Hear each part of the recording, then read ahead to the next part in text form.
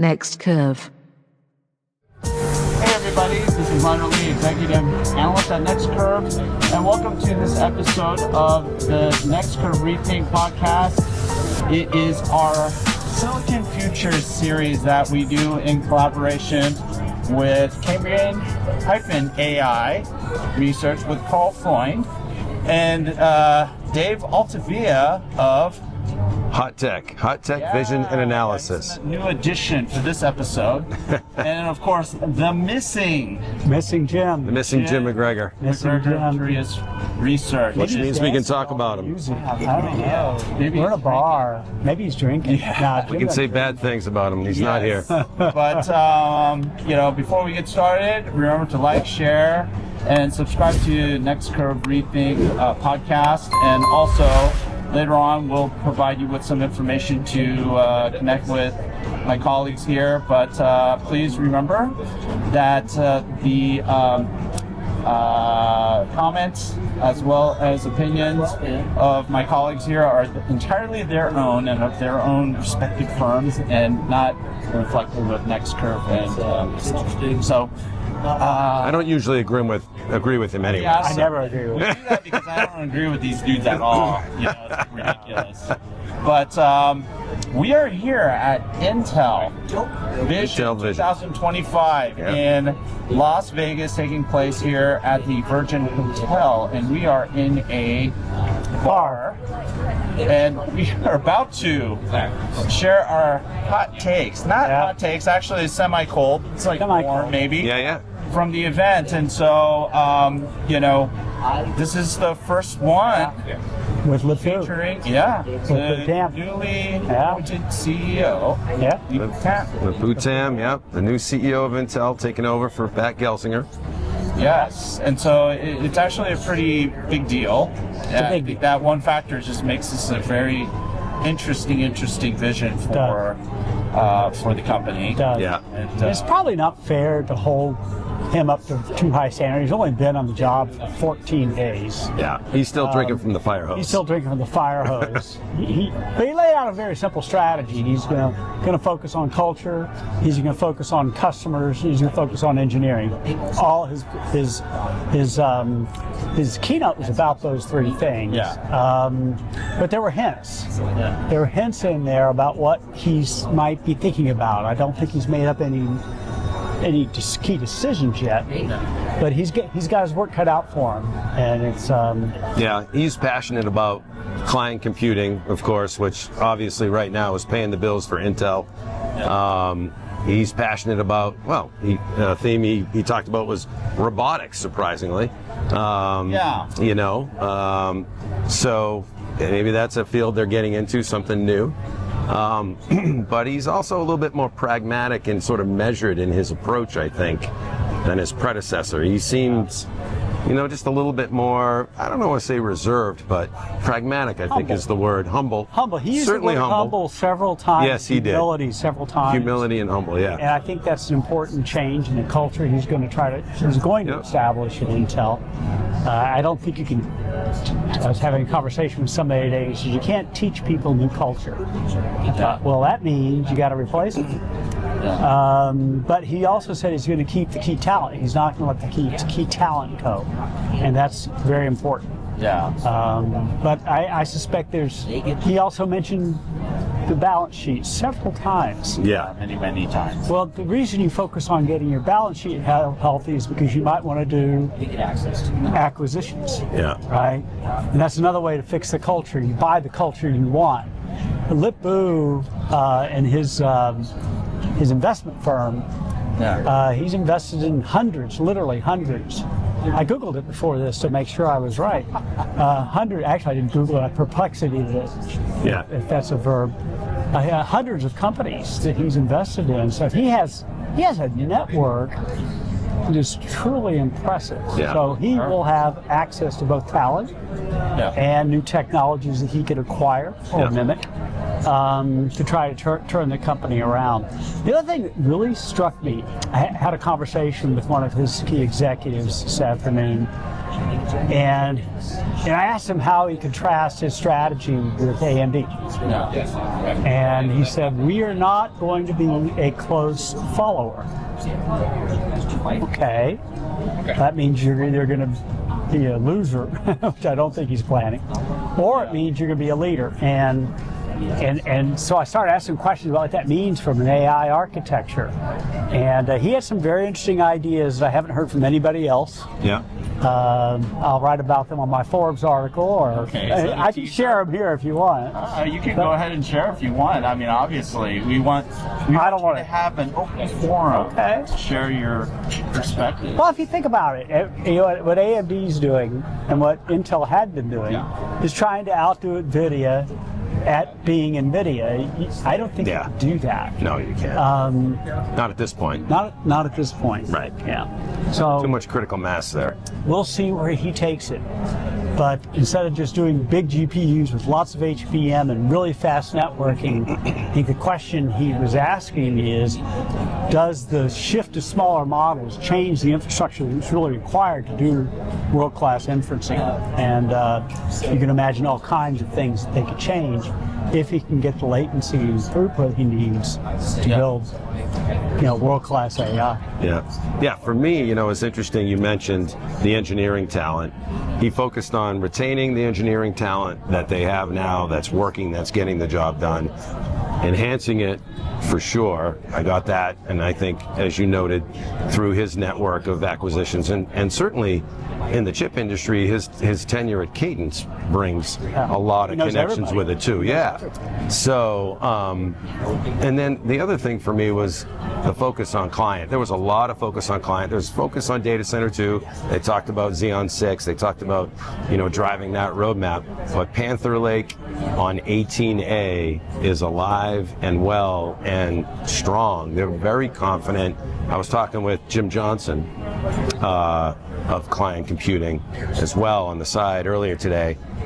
18A is looking very good, and the defect density at this point in time, they've shown it in little spots, but it's doing very, very well. In fact, they announced today that it has entered risk production, right? Which is a big deal for a semiconductor company. That means the chip works, it can work at power, and it can deliver performance. I mean, you've still got some corner cases you need to test for and so forth.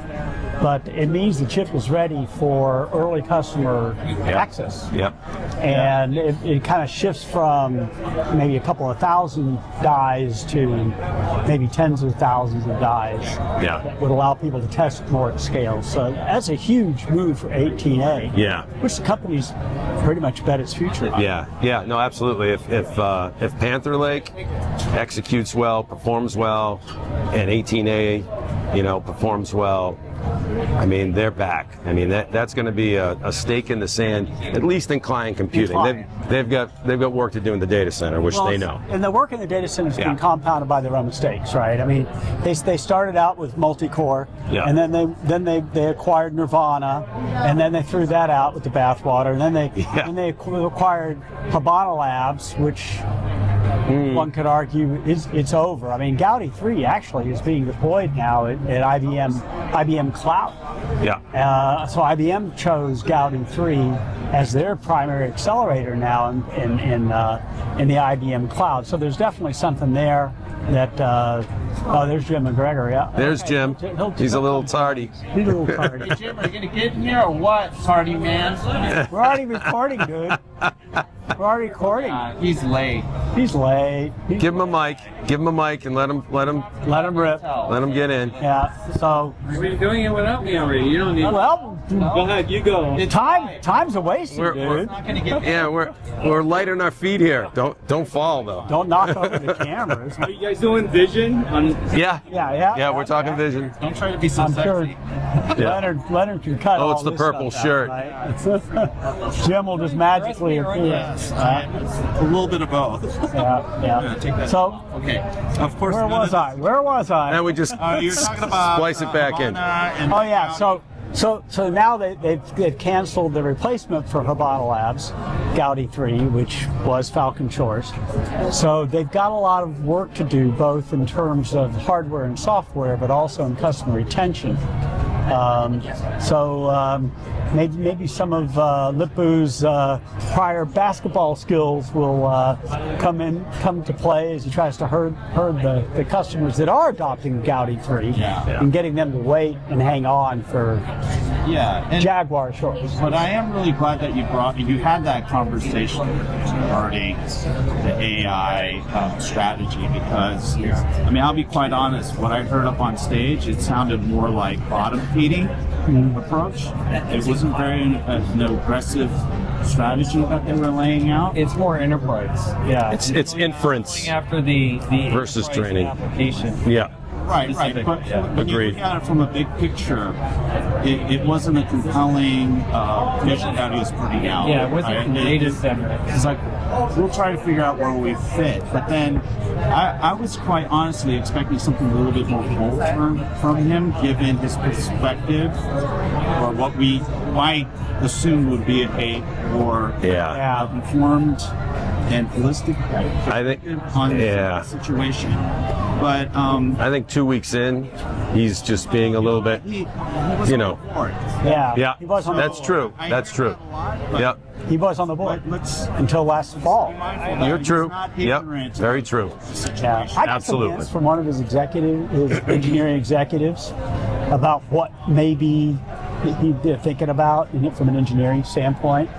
And by not following closely, you're going to see some different approaches. So maybe you don't need bigger GPUs, maybe you don't need high bandwidth memory, maybe you don't need NVLink performance to do enterprise AI. That's what I thought was cool to hear that you had that kind of conversation, and that was what was going to bring up into his questions, because I think those are very important questions. Because one of the things I heard during this conference is that AI is diverse, and that connotes heterogeneous. That connotes different types that need different types of compute. And so this whole GPU-centric mindset that we've been basically settling into, because of the big green guy, it has dominated the way that we think about AI computing.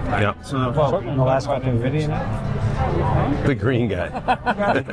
Incredible Hulk.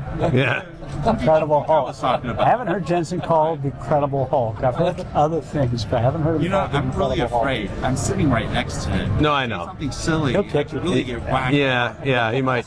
Rip He you might with stab you or his something. Yeah.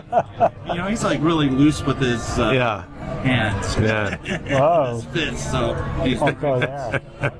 pointy stuff. But so what did you think? He's like shaking his head while I'm talking. It's like No, I think I don't know what you guys have talked about so far, but I think that he's kind of reiterated the same thing he did in his letter to investors. Right.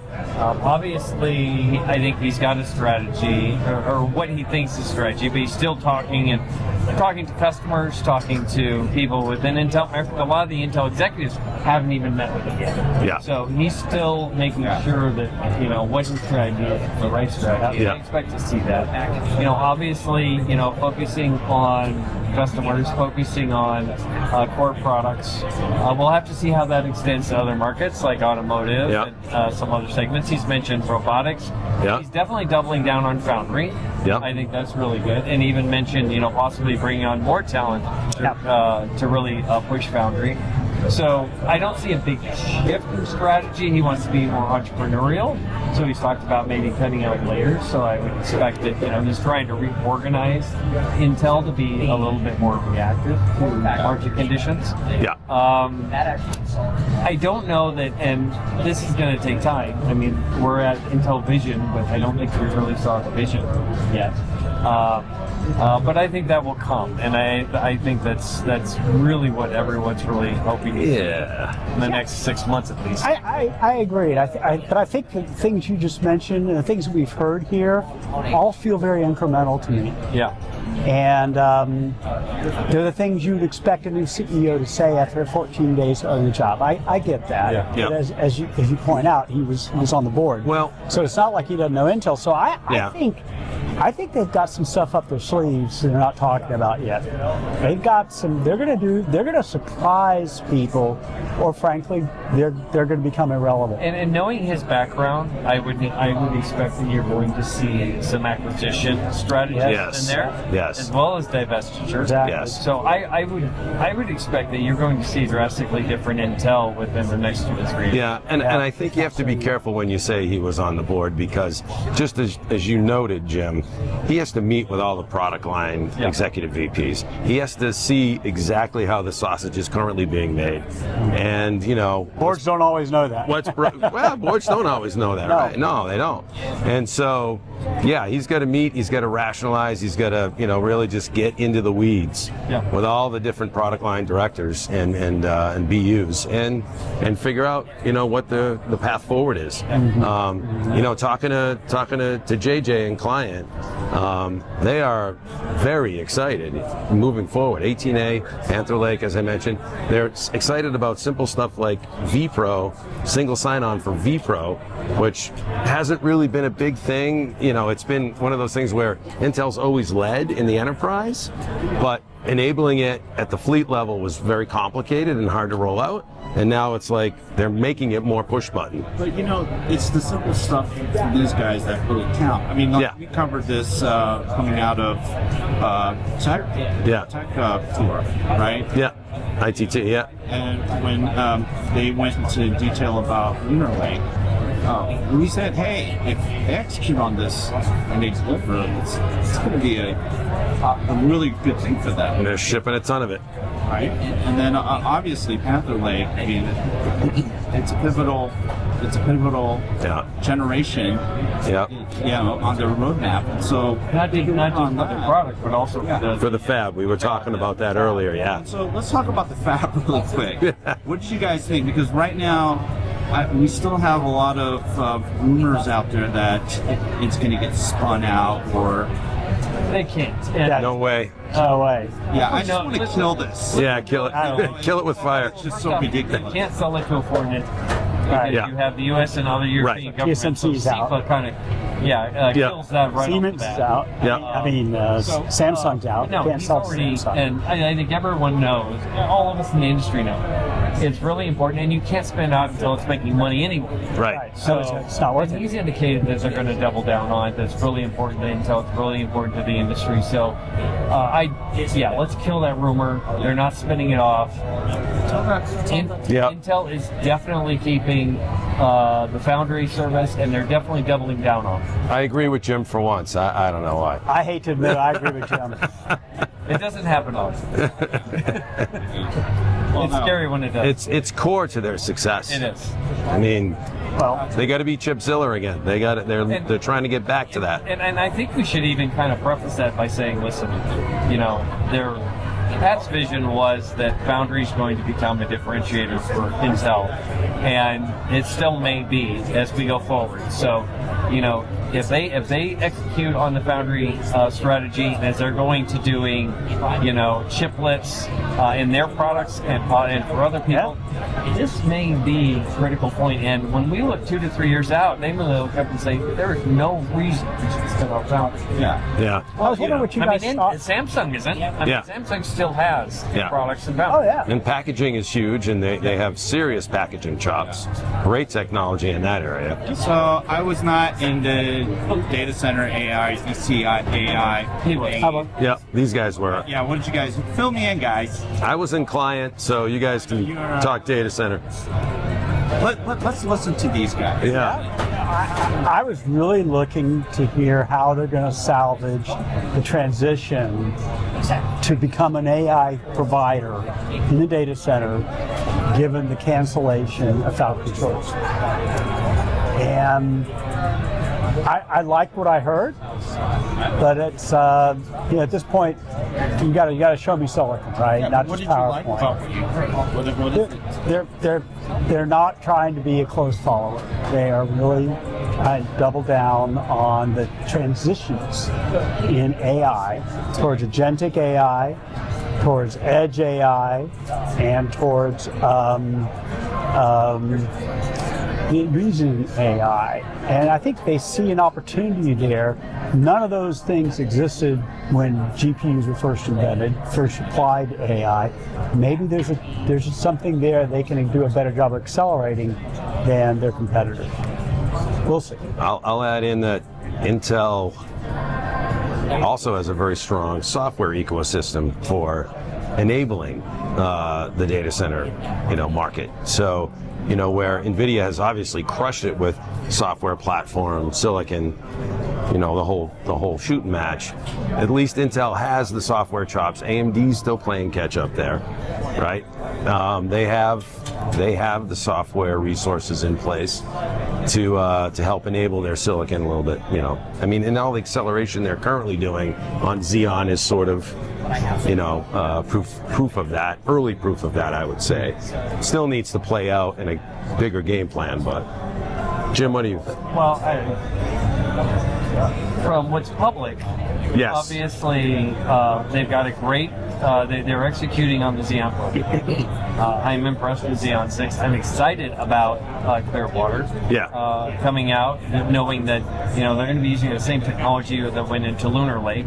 Yep. Advanced D cores going into that product line, and Many cores. and they're continuing on with that efficiency core and that performance core, and they've got a very good efficiency core strategy. Obviously, there's a lot of pressure on Jaguar Shores to execute for that strategy, but I think we're also starting to see kind of a bigger strategy from them. Obviously, some of that's public, some's not. We'll have to wait and see how they execute on it. But they're out there with the market, understanding that this is a data center play. It's not a processor play. It's not a GPU play. It's not anything. You have to look at it as a single system. Yeah. And they're headed that same direction. So. Yeah. And I would never count Intel out of anything. They are. We've seen them come back from depths. When they were behind on these P4-bit processors. So Intel has a lot of the key pieces of the puzzle. And one thing that people forget, Intel still is one of the biggest investors in R&D in our industry. Yeah. From semiconductor process technology, to interconnect technology, to materials technology, you name it. And I think they're going to bring that all to bear. And I would say that they're kind of part of the way from that strategy that Pat Gelsinger laid out a couple of years ago.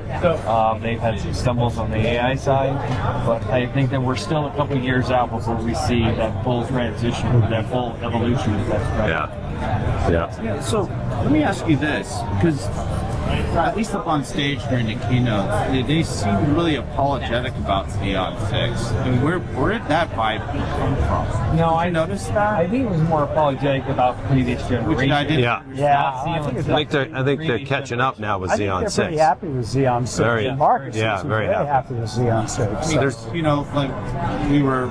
Xeon 6 closed that. Right. gap It's considerably. it stems from Really odd upon stage. Yeah. It's just. you're sensing the core density per socket deficit they had of old, They're coming. and they've closed that And gap. memory bandwidth. And memory bandwidth, right? Because the folks in the experience, they seem pretty happy with it. So I don't know, it just threw me off a little bit. It's just. And let's not forget, when you talk about data center CPUs, right? Not GPUs, CPUs. AMD is still, minority market share by a fair margin. I think AMD's like, what, 30?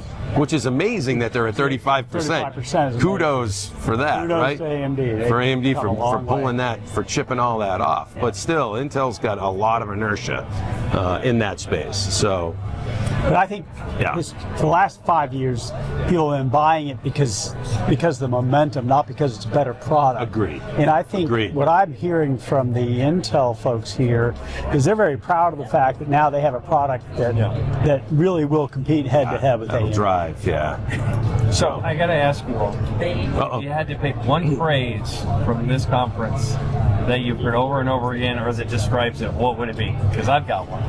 One phrase. I was a power forward. That's a great one. That was from Lip-boo. Lip-boo. Wouldn't What imagine. about you? Man, I'm gonna fall flat. Go to Leonard and come back to me. I have to think about this. Well, we have to remember that this is a partner-customer conference, right? That's Right. where my phrase comes from. Yeah, humble. Humble. Okay. Yeah. I don't know. I mean, Mine would be, and they used it over and over and over again, is we're listening to you. Yeah, Yes. they did. Yeah. Yeah, Over and over and over. I was gonna say customer focused Yeah. Yeah. was what I took away, the major tagline, but yeah. Yeah. It's been a good show. It's been a good show. I've learned a lot. I And- have. And it's interesting to hear Intel so humble, Yes. so yeah. I mean, we have heard it before, though. we have. Yeah. And it's just, I think, I'd like to see Intel get their AI story together in a forward-looking way. Yeah. And also sort of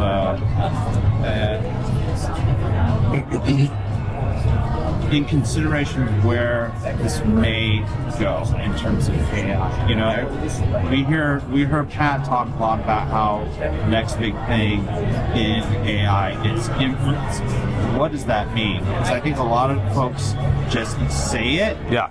They don't really articulate, well, what does that dynamic actually look like? And then when it gets out toward the far edge, quote unquote far edge, how do the economics play out there? What are the technologies, Yeah. the trends that we're seeing in AI that impact how everything flows from the data center, and really talking specifically about Gen AI and the derivatives above it, go out At the edge. the edge. Oh, all the different, because I think the entire industry's trying to do that. Yeah, but if you talk AI at the edge, if there's one tech player in the field right now that has an advantage in that regard, it's Intel from a software standpoint. OpenVINO has been around forever, and it's very well established. It accelerates a lot of apps currently. And you know what? They have a really good leg to stand on there. Computer vision still is one of the biggest. Oh, yeah. Yeah, Yep. absolutely, yeah. Camera feeds everywhere, baby. Yep. AI broadly, right? Yeah. And that's True. I trend mean, that you see out. people tend to equate AI with generative AI. Generative AI is still a minority of I'm revenue. going to say something. It's fledgling. Appropriated. Yeah. AI has been appropriated by Gen AI now to mean. Yeah. And so that's why, I always try to remind people, the thing that we're trying to track here is what kind of impact is generative AI having from a core on out. Right. Because there's all this other AI stuff that's been there that works. I'm netting that stuff out. It's like, Yeah. look, if you're Yeah. spending all this stuff on infrastructure, Yep. how is that translating into value out toward Agentic AI too. the Yeah. end customers, the end markets, Yeah. right? I mean, it's one thing to sell a bunch of GPUs and GPU systems for model training in these massive data centers. It's another to actually be able to monetize, right? Because that monetization New experiences at the edge. To embedded world, everyone is looking at this. Yeah. All the way down to the smallest microcontrollers. How do we scale AI down to the edge? So Yeah. it is Yeah, an AI industry broadly. Yeah. challenge. Yeah. Fun stuff. Fun stuff. Never dull moment for guys like us. So any final words? I think Q4 into Q1, Q4 this year into Q1 next year is going to get very interesting. I also think we're looking. That's when at, 18A comes online for real. So I'm sorry. Go ahead, Jim. No, that's a good point. I also think that one key point that I would take away from Lipper is that he understands the value of culture. He's drastically trying to change the culture of the Yeah. organization. Yep. Yeah. And I think that starts with being humble, and he's a very humble man. Very humble. The one thing I would add, just a final thought, is that Lip-Bu has one of the best Rolodexes in the technology. Yes, he does. Especially in the semiconductor industry. That's a good way of saying it. And that's going to open doors for him. Yeah. It's going to create opportunities for him for partnering, and it could potentially create opportunities for acquisition. Yeah. So Lip-Bu's Rolodex may become their competitive advantage. If there was a guy that's going to fill Pat's shoes and more, it's probably him. Yep. He's get some good lineage behind him. IF is not going anywhere. Right? 18A, that is the goal line that they want to Keep an eye on 18A. Yeah. If that comes out strong, Yeah. things are going to turn quick. And 14A is right behind him. Yeah. Cool. So, hey, gentlemen, thanks for jumping on. Thanks for having Thanks for having us, buddy. Guys, welcome. Good to see you again. Nice to have you join us. Yeah. One of the first ones, right? Yeah. Long time ago. Yeah. Coming out of Taipei for Intel Yes, Export. that's right. 2024. Oh, So, boy. hey, thanks everyone for tuning in, and we hope you enjoyed the conversation, the sharing here. Of course, remember to like, subscribe, and also comment. Let us know what you think, what you thought of our discussion here, and some of the insights and takes that we shared from Intel Vision 2025. And remember to contact these gentlemen here and at their respective companies. This is Jim McGregor. Actually, you didn't even introduce Jim McGregor at Tirias Research. That's Jim at TiriasResearch.com. Karl.Freund at Cambrian-AI.com. And Dave Altavilla for HotTech Vision and Analysis. Dave A at HotTech.com. And remember to check out NextCurve at www.next-curve.com for the tech and industry insights that matter. And we will see you on the next episode of Silicon Futures. And if he didn't like anything, it's his fault. Yeah, it's awesome. Actually, it's Jim's. Probably. All right, take care. We'll see you next time. Bye.